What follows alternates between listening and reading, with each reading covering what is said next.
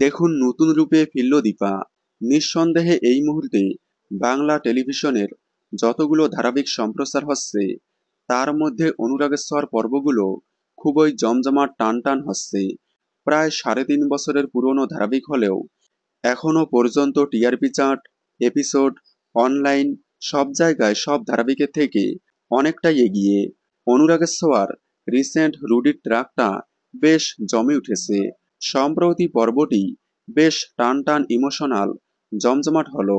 ধারাবাহিকে দেখা গেল রুডি দীপাকে ইনজেকশন পুশ করায় দীপা বেঁচে থাকলেও ডক্টর থেকে সবাই জানে দীপা মারা গিয়েছে। তবে আগামীতে কিভাবে বেঁচে উঠবে দীপা? দীপাকে চিতা পর্যন্ত নিয়ে যাওয়া হবে, হয়তো দেখানো হতে পারে দীপা বেঁচে যাবে। এরপর নকল বডি সবার সামনে নিয়ে যাওয়া হবে, যে রকমটা রুডি করেছিল। এরপর দীপা নতুন রূপে ফিরে এসে রুডি কুন্তলার সব পর্দা ফাঁস করে দেবে।